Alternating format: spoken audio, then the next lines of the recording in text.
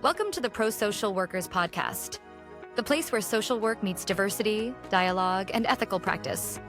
Here we offer courses that promote viewpoint and political diversity while fostering human connection. And the best part? Our content is completely free to access.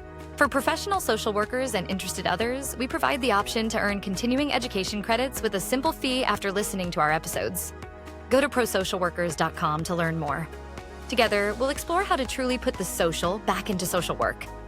So tune in, get inspired, and join us on this journey towards a more inclusive and connected future. It's time for another ProSocial Podcast sponsored by ProSocial Workers. Our mission is to strengthen viewpoint diversity in social work education and practice. I'm Matt Watson, the Executive Director of ProSocial Workers, and I'm joined by my co-founder, Xander Kaag, the 2020 National Association of Social Workers Social Worker of the Year, along with our senior scholar, Dr. Nafees Alam, an award-winning professor and founder of Heterodox Social Work within Heterodox Academy. Also joining us is Michelle Linford, a MSW student at Boise State University. And today we're going to take a closer look at the Point-Counterpoint framework and methodology in learning a little bit about critical thinking and its role in pluralism. We'll turn it over now to Dr. Nafees Alam. Sounds good. Well, thank you for having me. I'm looking forward to this presentation. This is the Point-Counterpoint Methodology framework for promoting intellectual diversity in social work. Many people who might be taking this course would be wondering, like, what does this particular methodology have to do with what I'm doing? Some might know that if you're a social work practitioner holding an MSW, sometimes you are the preferred candidate to teach practice courses. So clinical practice courses, quite often, the academics, the PhDs, the folks that have been primarily social work theory all their careers, aren't always as well equipped to teach clinical coursework as adjunct faculty with a master's degree, with years of experience in social work practice. So this isn't exclusively for that group of people, but it could certainly be helpful in that way, because this is the methodology that I've worked to develop over some time. Two major publications that cover this topic, including the Freedom of Thought course, which I developed, and the article that was published in the Journal of Social Work Education with this name, the Point-Counterpoint Methodology, which I encourage you to look up. So with that, I'll get started about the framework and myself. Developed by myself, integrates concepts from Freedom of Thought coursework, which I'll be talking about a good amount over the course of this presentation. It's built upon peer-reviewed pedagogical research in social work education, which again I've published in the Journal of Social Work Education. And the core philosophy here is shifting from education as agreement to education as understanding. So really trying to understand different viewpoints as opposed to coming to some sort of agreement. Education was never meant to be that. Education was meant to be learning about different perspectives, not all agreeing on one. Learning objectives here will be first to define the point-counterpoint methodology and its philosophical roots, differentiating between safe spaces and brave spaces, and then apply practical discussion and assignment frameworks and navigate controversial topics, and identify when to implement this framework to uphold NASW values and when to avoid it due to contradictions. The core problem here is education versus indoctrination. The public perception, not everybody obviously, but many in the general public have a growing belief that education dictates what to think rather than how to think. And the traditional model of education often relies on education as agreement and avoiding controversy. If you think back to when you were in school, even prior to college or in high school, junior high school, elementary school, many of those lessons, like 2 + 2 = 4, they were based on agreement. So this framework doesn't take anything away from that. We're not trying to say that 2 + 2 is 5 all of a sudden. But when we get to this point in your academic career where you're taking continuing education courses, the lessons that you've learned that pertain to agreement have already been learned. Now you've graduated to learning and education as a subjective environment. And that subjective environment cannot be one that avoids controversy in search of agreement. The result of this in that higher education arena, that continuing education arena, is that intellectual conformity stifles the diversity of thought. We go around thinking, I'm going to take this class, they're going to tell me what to think, I don't have to think for myself. And the dilemma that arises is that social workers must grapple with deeply personal, controversial issues in equality, ethics, justice, and conformity leaves practitioners very ill prepared, not just to navigate their own lives, but also to navigate conversations with their clientele. Needless to say, the clients that we serve will not always have the same ideologies that we do. And so if we approach social work education with the perspective of agreement, then that carries over into our practice, and we expect our clients to be in agreement with us as well. And that makes for a poor client professional relationship. Now, the threat of confirmation bias, and that definition of it, is seeking, interpreting, and prioritizing information that aligns with pre-existing beliefs. Now, an educator's bias might be to unintentionally present opinions as facts or privileging aligned sources. This means if you think a certain thing, you say it and you don't counterpoint yourself. You might use sources that are aligned with your ideology and ignore sources that are not aligned with your ideology. Common examples might be in a classroom environment, you might use news clips. And if you find yourself using NBC, CNN, but not Fox, then those are some examples of using aligned sources. The other way is true too. If you're only using Fox, Newsmax, those sources, but intentionally ignoring CNN, NBC, ABC, then those are educator-aligned sources and don't carry the full picture of what's going on. Bias from the student side would be to reject opposing viewpoints to protect personal worldviews. Now, this is true for everyone. Before we are educators, before we're students, we're people. And the idea of confirmation bias to a machine can be legislated out, can be coded out. But confirmation bias to be addressed with human beings, educators, students, people who don't care about the educational system at all and don't consider themselves educators or students, confirmation bias exists in order for us to live in an environment where we feel valued. And in order for us to feel valued, we have to have people and essentially a village around us that is supportive of our ideas, so this way we can build confidence toward bigger and bigger things. So confirmation bias isn't necessarily a bad thing. In fact, I would imagine many of our friends agree with us. Many of our colleagues who we spend time with outside of work agree with us. If you sort of think like a sports example, if you're going to games, the majority of the people that are going to those games are fans of that particular team that is playing in that stadium or in that arena. And it feels good to be around all of these people who, if you're, let's say, the Patriots, you share in that success. If you're the Jets, you share in that demise. And I'm all too familiar with being a Jet fan. Not that I'm a Jet fan myself.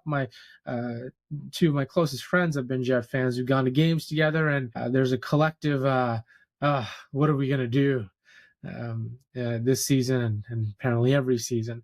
So there is value there. The question really is whether or not it belongs in education. Education should be a place where we challenge ourselves, not necessarily a place where we feel like we need that level of agreement. And the impact on social work is that it limits exposure to alternative perspectives, hindering the development of cultural humility, which is really lacking in 2026 and years past. Now, this is the framework here, right? The mathematical metaphor here, the null solution. In math, the null solution, rather, in differential equations, it's a state where variables converge to a singular, unchanging value. Essentially, you work through the equation and you arrive at an answer that is set, that is definitely accurate. And the educational equivalent of that is a rigid, one-dimensional approach to knowledge, as though every question has a singular answer, no matter the perspective. The characteristics of this is that it prioritizes conformity, avoids controversy, encourages disagreement, and reinforces the status quo. Another mathematical metaphor on the other side of the spectrum is the particular solution. And the particular solution assumes heterogeneity and dynamic interactions producing diverse outcomes. What this means for educational is that a dynamic, inclusive learning environment where not every question has a singular answer. The characteristics of that embraces the messiness of intellectual engagement, navigates disagreement constructively, and fosters critical thinking and empathy. Now, hate to borrow from math because that usually puts people to sleep mostly, but this is an important designation to make, because even in math, which you think of as a rigid physical science, acknowledges the difference of perspectives, right? So certainly we should too in social work and social sciences. The point-counterpoint methodology, defined as the core principle, is for every argument or perspective, there exists an equal and opposite counter-argument. The goal of this approach is true comprehension, and that requires evaluating opposing viewpoints and identifying their strengths and weaknesses. And the shift moves beyond surface-level agreement-disagreement into nuanced exploration. And so instead of thinking to ourselves as the null solution here, just as an example, that what is the answer to this question? Let's just get to the answer. Well, it's not so much about the destination of the answer, but the journey of getting to the answers that might exist, right? And so that's a shift that the methodology calls for, asks for. That's a call to action there. The pedagogical foundations, to no one's surprise, the Socratic method. If you know me, you know how big of a fan I am and how much I try to implement the Socratic method into everything that I've written. So that's a thoughtful questioning to stimulate critical thinking, self-examination, and dialogue. Constructivism is another foundation of this methodology. Learners actively construct knowledge through social interactions and experiences. And pragmatism focuses on real-world application, problem solving, and linking classroom debate to field realities. We have to, especially in social work, connect the classroom to the environment, because that's what social work education is all about. Social work is one of the few disciplines where the client is the focus. If you think of other disciplines, quite often, whatever it is that you're learning and the ivory tower, it tends to be the perspective, right? Whereas in social work, it's all about Main Street. Now, intellectual diversity as a core value goes beyond demographics. Diversity includes race, gender, and sexual orientation, but must also encompass diversity of thought. Now, this is where I will get a lot of pushback, because many in this arena who are pushing back against the current status quo might say, well, we need to do away with diversity, equity, and inclusion. I see the value in that, but I also wonder if we can take less of a revolutionist approach, if that's a word, and take more of a reformist approach, which I tend to align with better, which is not to do away with the status quo, but to evolve the status quo to have the diversity of thought be included in diversity, equity, and inclusion. If you think of it not just from a viewpoint perspective, but also from a political perspective, what if we had political diversity as an element of diversity, equity, and inclusion? Political diversity, political equity, political inclusion in social work education. That would be quite something new, certainly. And moving past binaries like rejects black and white thinking, so the social work alignment here would be that it reflects the NASW values of dignity, worth the person, and the importance of human relationships. So Nafees, could you maybe give just an example of that, whether it's political diversity or other examples of viewpoint diversity? What might that look like in social work education or practice? Yeah, it would include articles and news clips, well, in the course of a teaching, that include ideas that are different from the status quo. So as I mentioned, like if you're using CNN clips, are you also using Fox News clips? Yeah. If you're using Fox News clips, are you also using CNN clips? Counterpointing yourself, showing that you're confident in what you're saying. So if diversity, equity, and inclusion has been written about extensively, and there are a percentage of articles that are critical of DEI and anti-racism, diversity, equity, and inclusion. Those articles, if included, would create a classroom environment and an environment in general that is inclusive of diversity of thought. And so if you're covering all these aspects and saying, well, one person might think this and another person might think that, and then moving forward without giving the answers. I've always thought of education as like, it's not about, you date the answers and marry the questions, because the questions will remain the same. What is the meaning of life? And that the answer to that question will change over the course of time. And sometimes it's uncomfortable for educators to leave our students asking questions. We feel compelled, like you're paying for this education, I should be giving you answers. Well, maybe in elementary school, junior high school, and high school. But once you get to higher education and continuing education, where that baseline level of knowledge has already been learned, now you get to nuance subjective knowledge, like political affiliations, like political ideas, like viewpoint ideas. What should the government do when it comes to foreign affairs? Well, there's no right answer to that. It depends on who you're asking and what perspective they have. Okay. So, for example, immigration. Mm-hmm. That might be an example that we could consider right now. Point-Counterpoint. It's compassionate to have a more liberal or open borders policy where we're helping the oppressed from different countries come to the United States, where they can have specific rights, standards of living. Counterpoint, no, we are a nation of borders, boundaries. Boundaries are part of all relationships, and we should be more selective and careful about who is allowed to come into the country or not. Is that just kind of an example, or are there other ways that you would further elaborate on that? No, that's a great example. Sometimes you just got to do it. I think that's how my entire career has been built. Is just like you have an idea, and you take it to the classroom, you take it to the environment, and you just do it. And so it doesn't have to be some sort of fine-tuned. You don't have to be an expert on every area of immigration in order to counterpoint yourself. You can have your own views on immigration and introduce counterpoints there, and maybe encourage your students to introduce counterpoints as well. So this way you can demonstrate that humility. And by demonstrating that humility, your students will also understand that humility is a part of that lesson. Right. Seems like this is so just, it's very practical, and you could really apply it to just assessing or evaluating, current events in any class.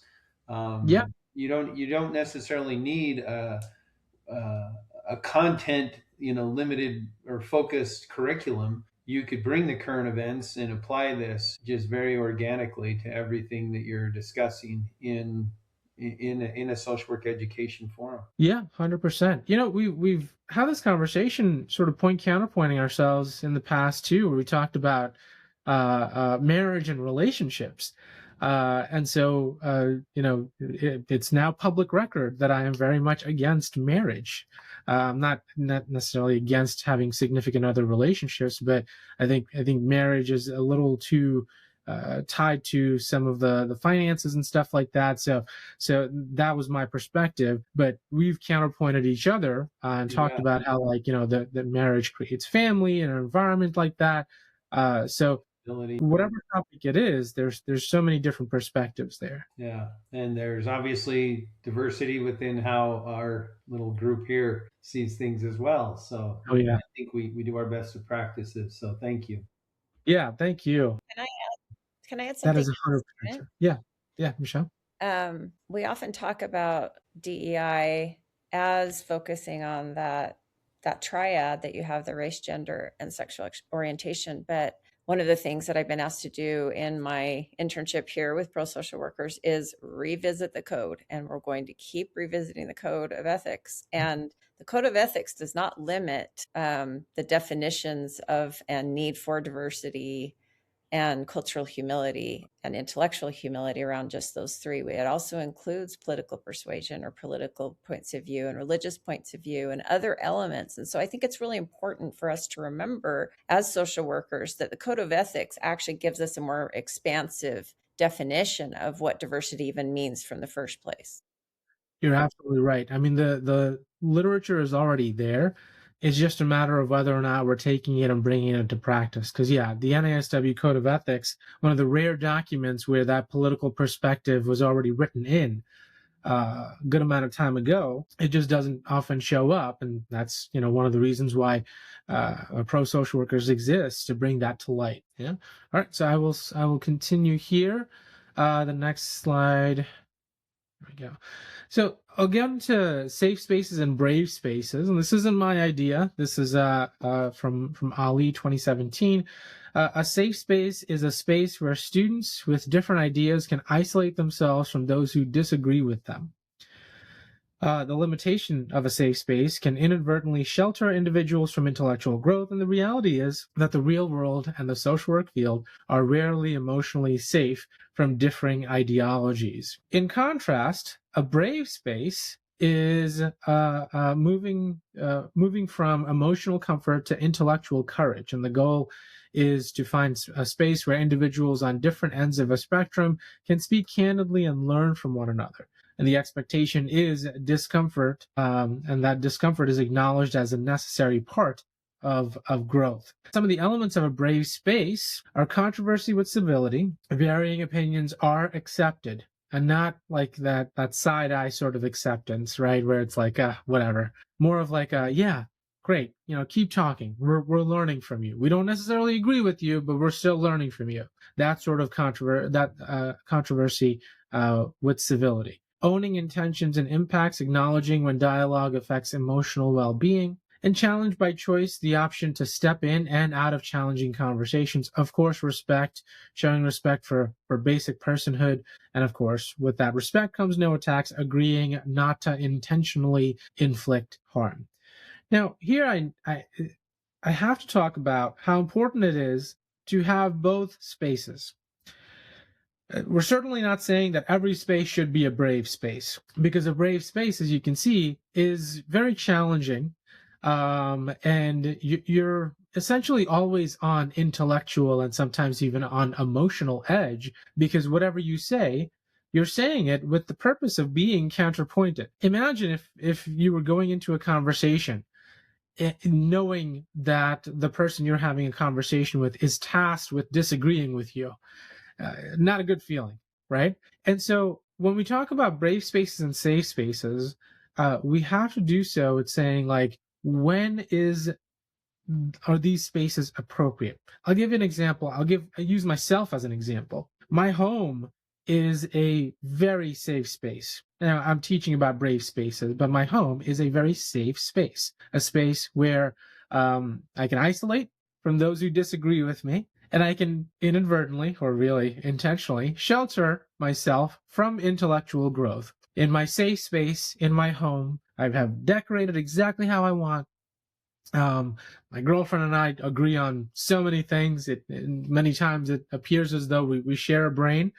And so we don't really challenge each other because we agree with one another so much. And so in the home, I would say it's a very safe space. And maybe that's the case for you, the person taking this continuing education course. Now, because of how safe a space my home is, when I step outside to a conference, to a classroom, to a presentation like this, I'm ready to step into a brave space, knowing that I have a safe space to go back to when I'm done operating in that brave space. In a weird sort of way, and this might be something that I work on in the future, some sort of empirical research, where the safer your safe space is, the braver your brave space could be. So by no means am I saying that every space should be a brave space. because it's very uncomfortable. It's not the most comfortable environment to be in. But you have to be comfortable somewhere in order to be uncomfortable elsewhere. And so both spaces are very important. You're not replacing one with the other. Now, the case study here, this is the Freedom of Thought course that I've taught.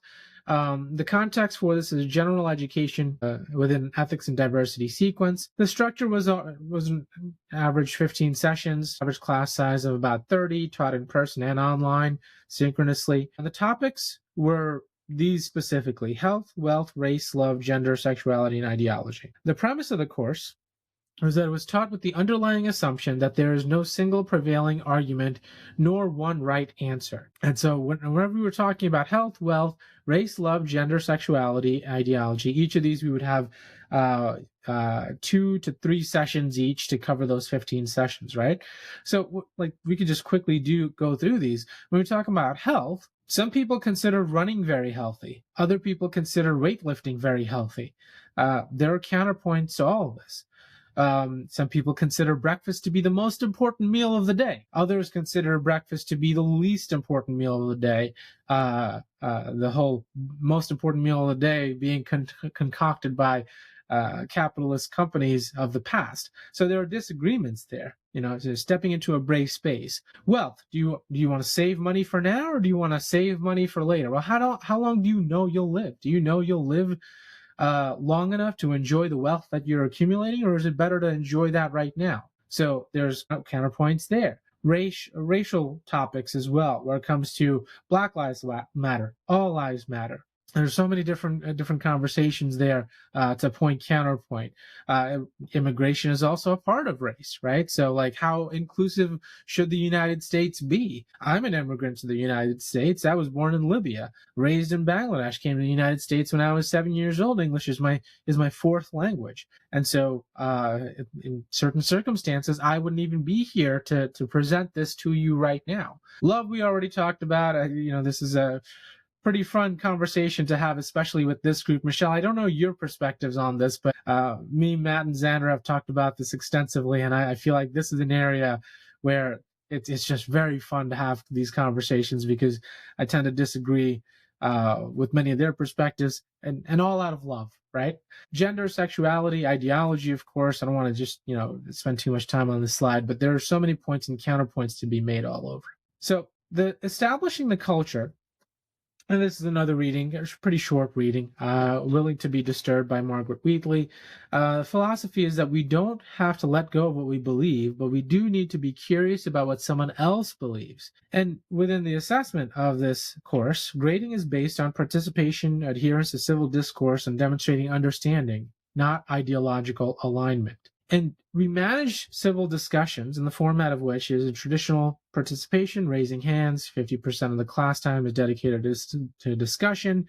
The rule is that students are not allowed to counterpoint other students directly. The reason for that is direct counterpointing turns into a debate in pursuit of victory rather than a lesson in pursuit of understanding. So this is an important part too, is that you're not having students counterpoint one another. You're having students counterpoint themselves. So if I make a good point, and I can make really good points about how marriage is not good for most people, is not the right choice for most people, Matt or Xander might say, well, okay, you got to practice what you preach, Nafees. You got to counterpoint yourself. Well, marriage is the foundation that humanity has been built on for centuries. Marriage is the foundation where raising children, future humans, the entire species, is better off when people get married and people have children, within a married environment.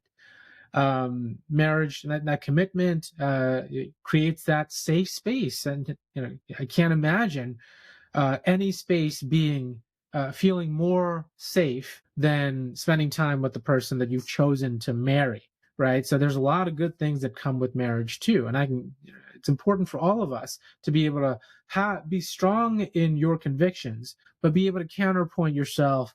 So this way you understand, like, who are you and who are you not, are both important lessons to learn. Counterpointing yourselves, discussions get heated or personal, clashing over the institution of marriage, for example, which, as you can see, I've built into the presentation. For the facilitator, you pause the room, remind the group our goal is intellectual growth, not emotional support. The emotional support comes in safe spaces. The classroom environment, at least in my opinion, is not supposed to be one where you are emotionally supported at the expense of intellectual growth. Now, you're not going into a classroom and just cursing everyone out just for the sake of cursing everyone out. That's not what this is about. However, when you have to make a choice between intellectual growth or emotional support, when you have to make a choice in the classroom between a brave space and a safe space, I'm encouraging a brave space, because where else will you learn? Where else will you be challenged? Because, your home, other environments, you're looking for safe spaces. The educational environment and the professional environment will be one of those rare environments where you're actually looking for bravery, looking to be brave. And the technique here is that you ask the passionate parties to explain the basis for the other person's point of view, and thereby counterpointing themselves. Again, you don't want this to turn into a debate class. I was very intentional about how these are not supposed to be debates, but rather counterpoints. And the Point-Counterpoint vlog was also built into the class. This is when we were really embracing technology. We still are. And the format was simple. Weekly 1-minute video submissions on a chosen topic out of those 7 that I've mentioned before, for a subtopic, let's say. A 30-30 split. So you record yourself on your phone for 1 minute. For 30 seconds, you are authoritatively reporting one academic resource's view. And then, after pausing, for 30 seconds, you are authoritatively reporting an opposing academic view. The catch is this: students do not state which view is their own, and their grade depends on whether or not I figured out where they actually stand, or the educator figured out where they actually stand. The goal is to trick your professor, trick your instructor, because we want to be able to see your face, your facial expressions. We want to hear your voice. We want to hear the content of what you're saying and see whether or not you can really counterpoint yourself, or if it's one of those things where it's like, marriage is a terrible idea because blah, blah, blah, blah, blah. And then you take a pause and you counterpoint yourself. Marriage is a good idea because, I don't know, like whatever. Like you can tell right away by looking at my face and listening to the tone of my voice of where I actually stand on marriage. And that would be an instance where I would ask that student to redo the assignment. It's not an automatic failure. I'm big on giving students several opportunities to get it right, because it's important for students to learn. And so the redo would be like, well, I figured out that you were very against marriage based on the tone of your voice. Yeah, the content of what you were saying was credible, but the tone of your voice and you rolling your eyes on the counterpoint part, I could tell exactly where you stand. And so now re-record, you could use the same content, but I need to hear the same level of conviction in both. So this way you're able to understand these differing viewpoints. Now, enhancing the vlog, the iterative improvement moving forward could be the current structure is concealing personal opinions, foster objective reporting, and the proposed enhancement for future courses. And if you're taking this continuing education course, perhaps you're an adjunct faculty or a full-time faculty at a university. If you consider using this framework, you might require students to state their current view with rationale and then state the opposing view with rationale. Instead of tricking the professor, you can ask them to be very honest and straightforward. I don't believe this. I don't agree with this perspective, but I'm going to try my best to support it anyway. And the benefit of that is that it teaches students to speak authoritatively on their own positions while holding space and rationale for other viewpoints. Now, the midterm that I had was in Willing to be Disturbed. In the assignment, students would write a paper detailing how they intend or don't intend to welcome ideas different from their own.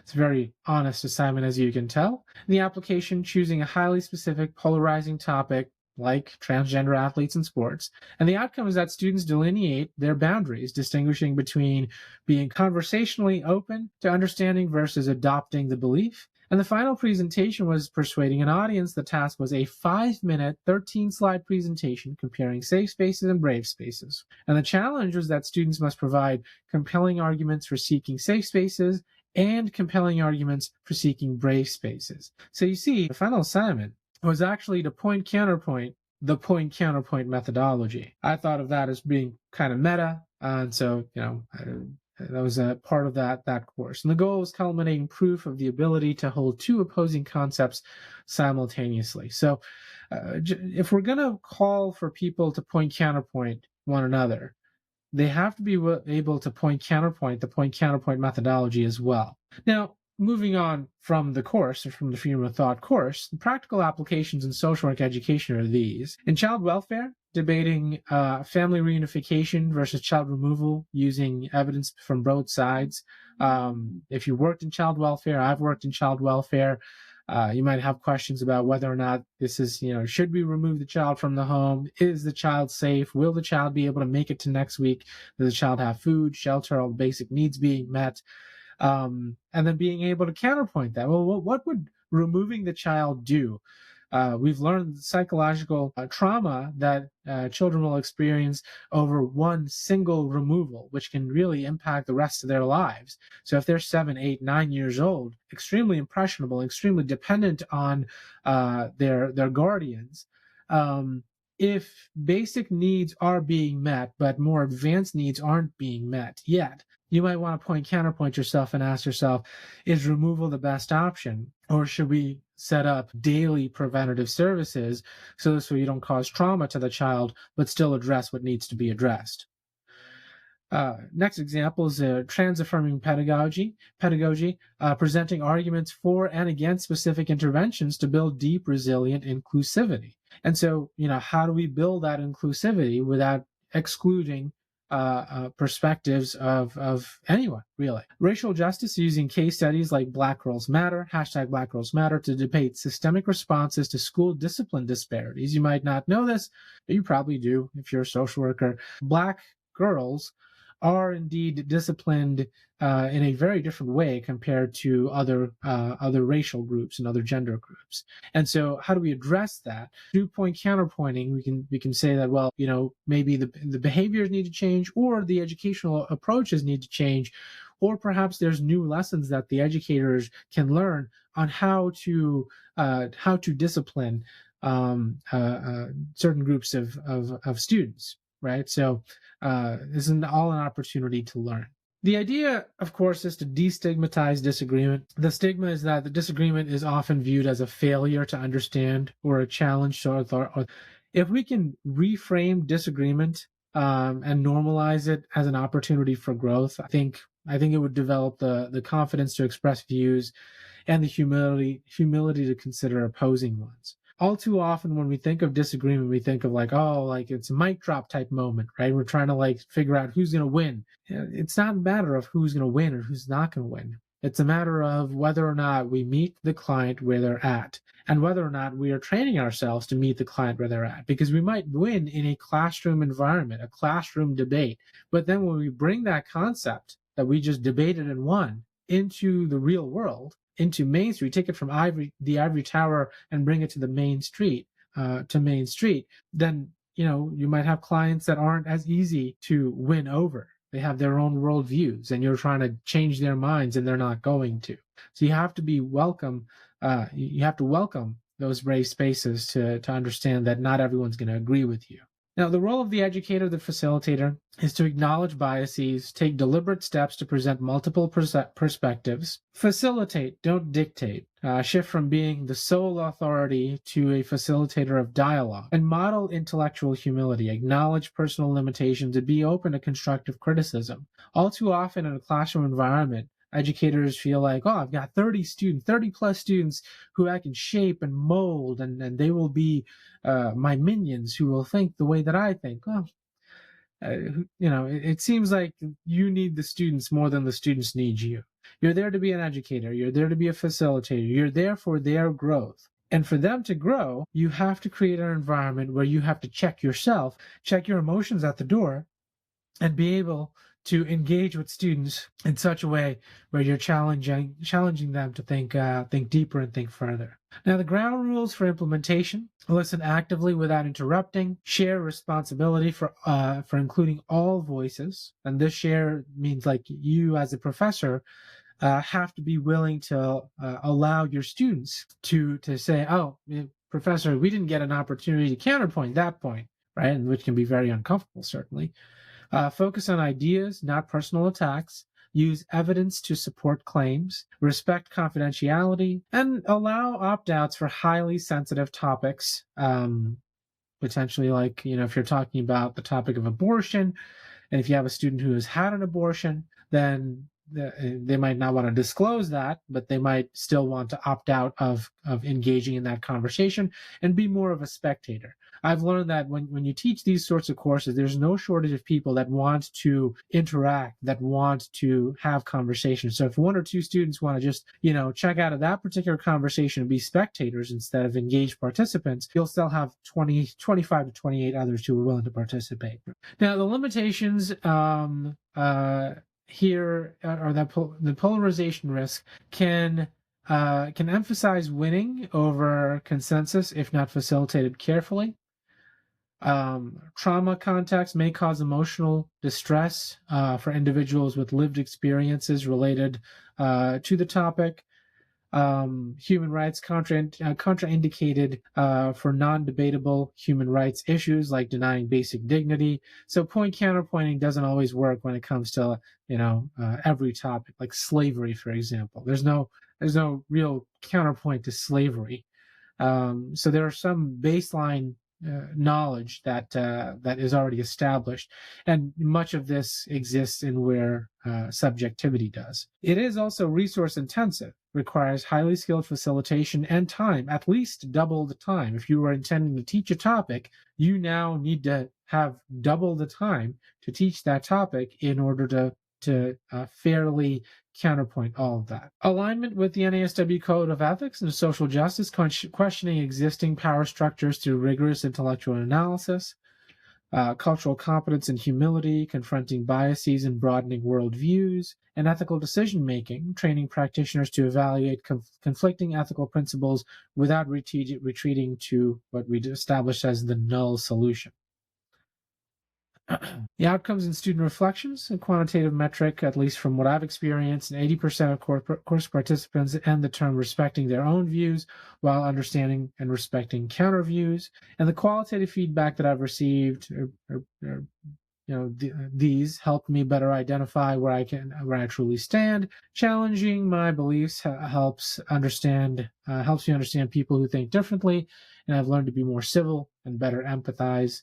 These are just some of the areas of feedback that I've gotten. And this overall empowers future social workers, replaces dogma with dialogue, equips practitioners to understand clients in the context of their biases, their beliefs, and their limitations, and it prepares social workers to navigate the messiness of the real world with curiosity and compassion, understanding, not necessarily in pursuit of agreement, but really just understanding for the sake of understand. And I'll leave with this quote, and then we can have a discussion here with our remaining time from Margaret Wheatley. Curiosity is what we need. We don't have to let go of what we believe, but we do need to be curious about what someone else believes. I appreciate you sticking with me. I'm happy to engage in a conversation. I can stop sharing my screen too now, so this way we can all see each other. Wonderful. Thank you, Nafees, and for sharing that and walking us through the framework and kind of the thinking behind it. Michelle or Xander, do either of you have follow-up questions or commentary? I had a couple comments and then a question I was going to ask you, Nafees. I wanted to start off by saying I really appreciated the Reformation versus Revolution framework that you introduced, right? Because the way I see it, Reformation is about building something or expanding on something, growing something, whereas revolution is about destroying and it's destruction, it's limiting, right? Revolutionaries are fighting, and there's a lot of emphasis in our society, I think, and across a lot of Western societies, that the way to make change is through a conflict-based model versus a consensus-based model, right?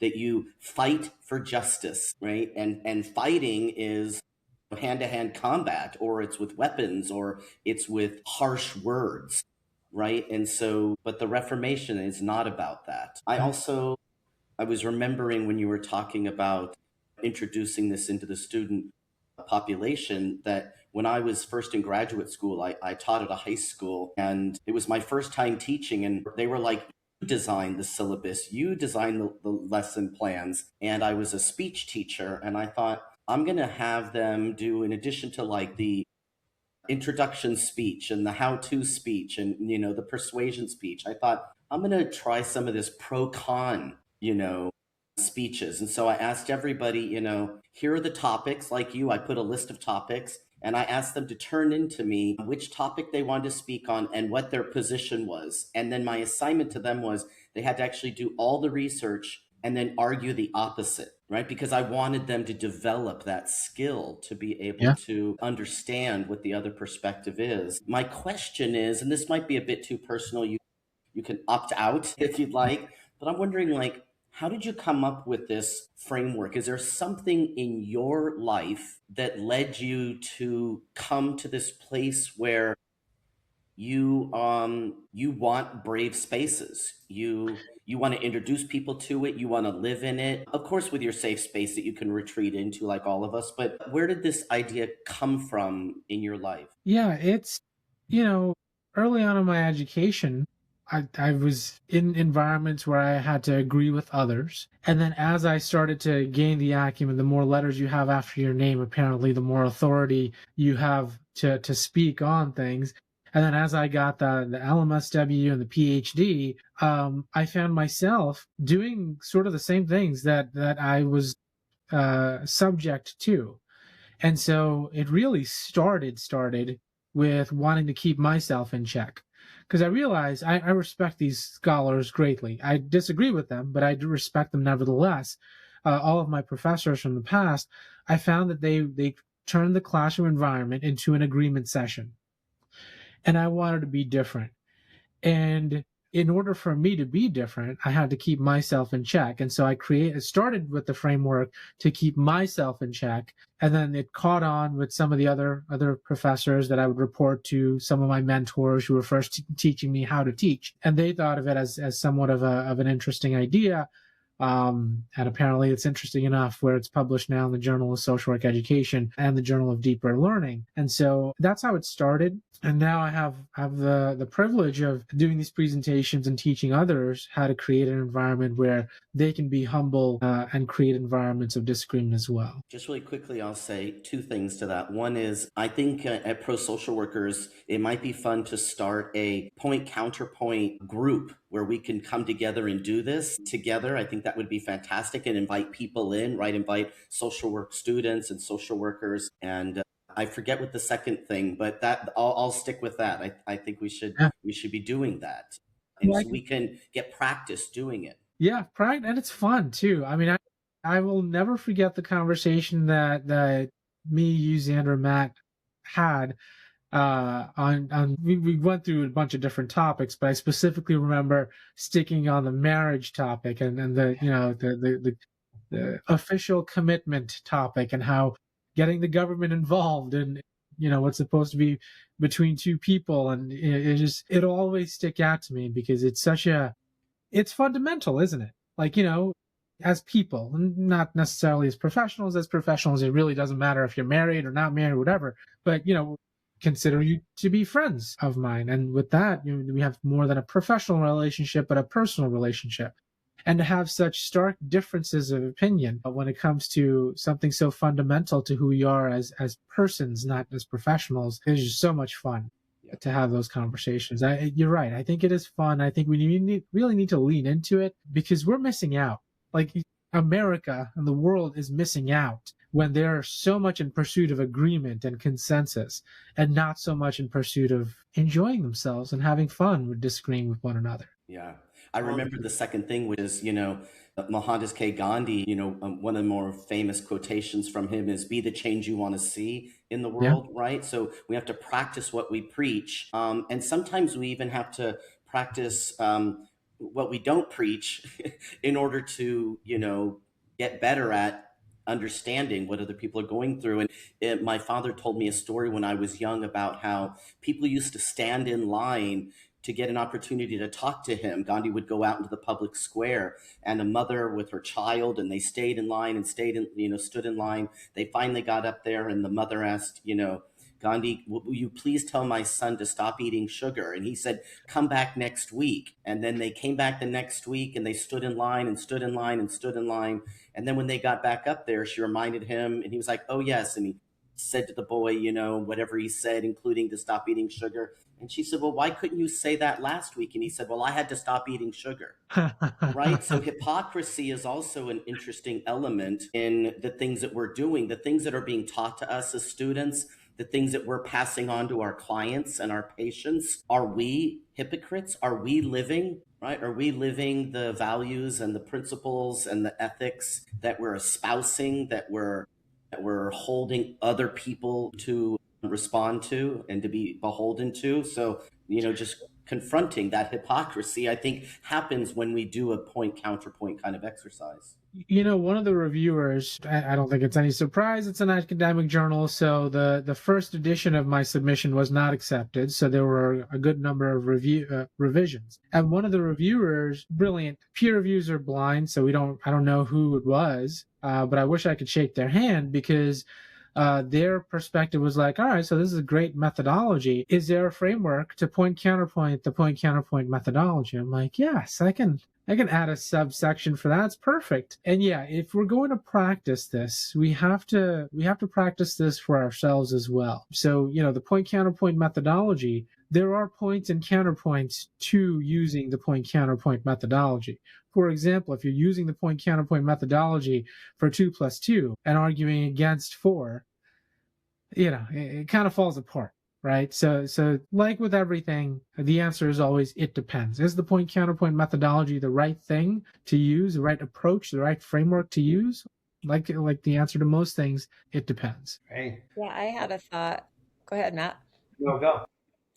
As you're talking about safe versus brave spaces, I had a metaphor come to mind, picturing somebody who has a hot tub at their house, right? Like that's where you go to relax and get the warmth and let your muscles, just have a rest. Mm-hmm. And the brave is the gym and the barbells. And if we don't have resistance to our muscles, they're never going to grow. And even the tissues break down a little, right? That's part of how a muscle grows. And I think about also the neurobiology of this, that when we exist only in a confirmation bias silo, that by definition is going to mean that if we run into another point of view, our nervous system is likely to get activated. And that's an unhealthy way to live. And so this can actually exercise a muscle within our nervous systems as well, which can promote mental, emotional, and physical health. And so I agree that being able to meta point counterpoint the methodology and thinking about the right times and places and spaces is also valuable. And I think there's so much power to this when we look at all facets of well-being, not just our intellectual, not just as an intellectual exercise, but social, emotional, physical, even spiritual, you could say, I think is really, and mental well-being and civic. This is a skill that could help bring more peace to our nation. Yeah. I'm thrilled to be here learning at your feet. Thank you. No, the pleasure is all mine. I wish we treated the classroom more like a gym, because it is true. If we treated the brain more like a muscle and it grows with resistance, or you tear it with resistance, and then you come home and you rest, and that's where the muscles really grow. And the example that you use is absolutely perfect. I cannot think of an even better example of that, because, yeah, when you sit in the hot tub, if you're lucky enough to own one, you relax your muscles after you've worked out, and you tore those muscles, you have to rest. That's why you can't go hit the same muscle group, at least if you're going hard anyway. You can't hit the same muscle group 2 days in a row. You're a huge risk of injury, right? And so the brave spaces is where you tear those muscles. And that's the case with higher education too. You're getting your master's now, right? You don't have the same class happening back-to-back days. If you are challenged one day in the classroom learning XYZ in social work, and then you have an entire week to recover from that, that's how you grow. I wish there's so much that we can learn from the gym that we can bring to the classroom. I don't know why we don't. Great.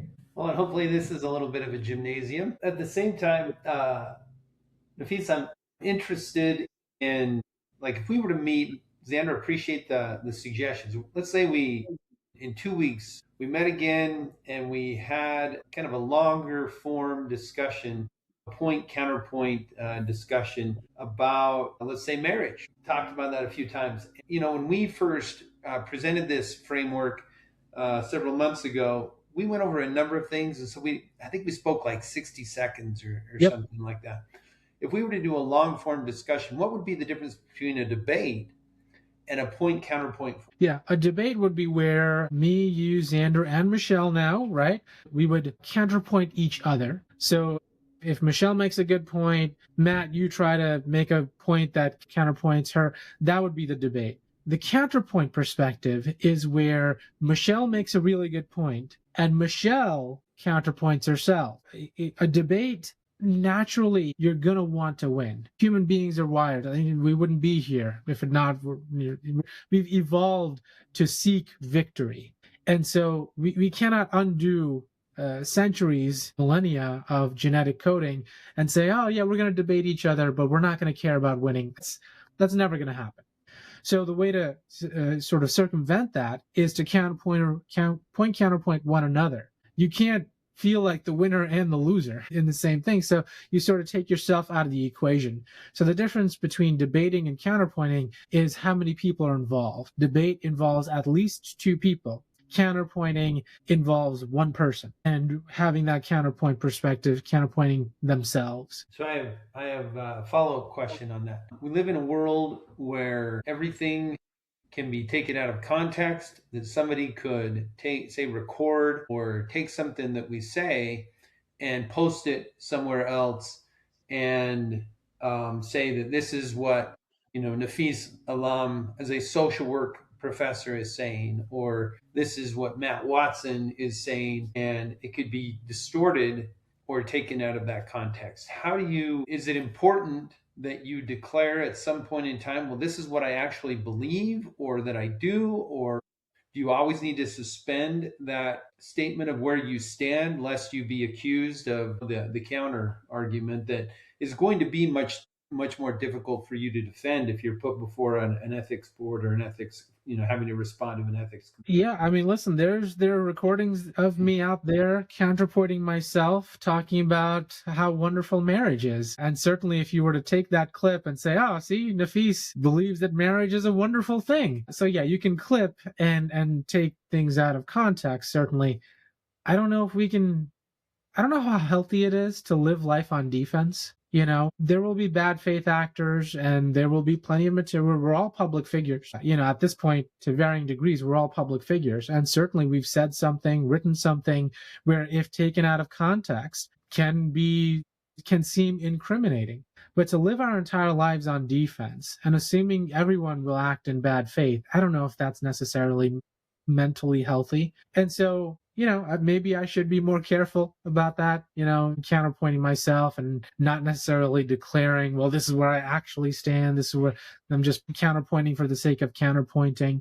That I'm not a big fan of that, but others might be. Others might have more to lose, so I can certainly understand that. Sure.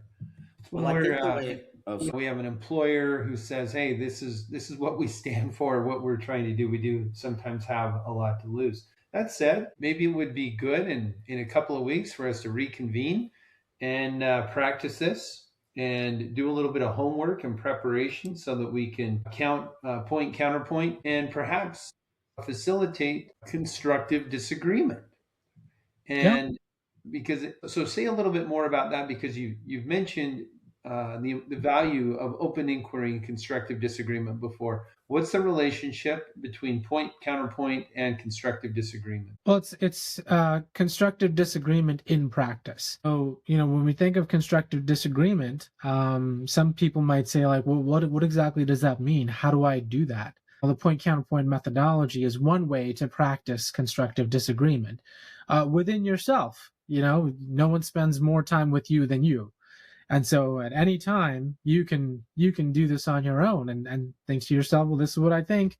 What might be a different perspective without having to speak to someone else? So it's just constructive disagreement in practice. Right. I recently read I can't remember where it was, so I hope I can find the source, but this person said, whenever I'm engaging with somebody, I think it may have been in a classroom setting, basically it was a rule of thumb that you come up with 5 supportive reasons and 5 counterpoints, and just have that be a muscle that we, are continuing to build. And I think about how that can even help in interpersonal relationships. If there's interpersonal conflict, to take a step back. It's one of the things I'm learning in my conflict mediation training, that it's good to be able to try to imagine what the other person might be thinking or feeling, or what their story is, or why they are why they are where they are at the moment. It can really open up our hearts for compassion and more empathy. Yeah, and empathy is what social work is all about, isn't it? Yeah. And what better way to,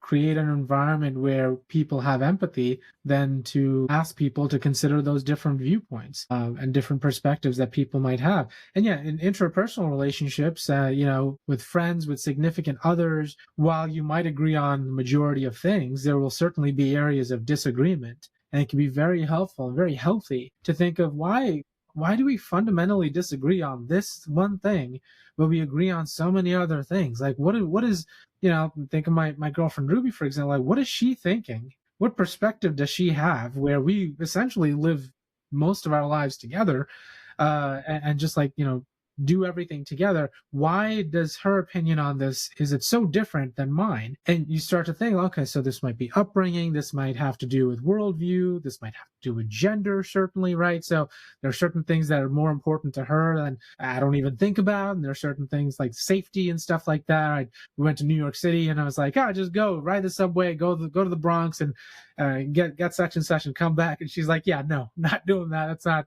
I've never been to New York in the first place, and blah, blah, blah. And for me, I'm like, yeah, whatever neighborhood, maybe I should be more careful of that. But I'm just like, yeah, whatever. It's just a neighborhood. I don't really consider the safety or lack of safety around there. So, considering that other person's worldview can really help us be better significant others, better friends as well. Nafees, I'm wondering, is anything off limits in a point-counterpoint exercise as far as topics? I would hope not. I think, when it comes to deviant sexuality, illegal areas of sexuality, that might be off limits from an administrative standpoint, which is certainly understandable because it can be extremely traumatic, so traumatic that in fact 90% of students in that environment might shut down because of a lack of comfort. So you also have to point-counterpoint the point-counterpoint methodology in that environment, where you think to yourself, where if we're going to have conversations about parasexuality, deviant sexuality, illegal areas of sexuality, those might be off limits simply for the fact that there's not going to be much engagement going on. If there's only going to be points and no counterpoints, then what's the point of having that conversation? There are plenty of areas where the point-counterpoint methodology would not be appropriate. And I think, we learned that by point-counterpointing the point-counterpoint methodology. Well, very good.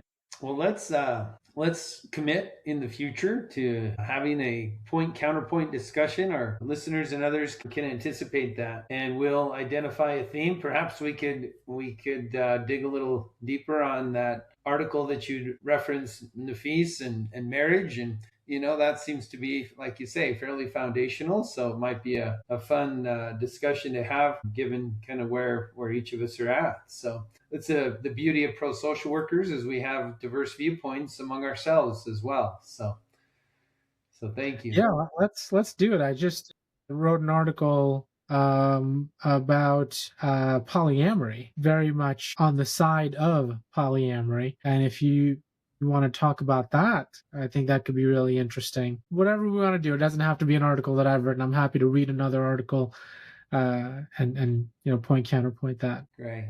Very good. Well, thank you for your preparation and for what you've shared today in the follow-up, the deeper dive into point-counterpoint. And we will look forward to seeing you and others later on as we continue our pro-social discussion. So thank you very much. Sounds good. Thank you. Thanks, Nafees. Thank you for joining us on this episode of the Pro-Social Workers Podcast. We're grateful to our guests for sharing their insights, and to you, our listeners, for being part of this journey.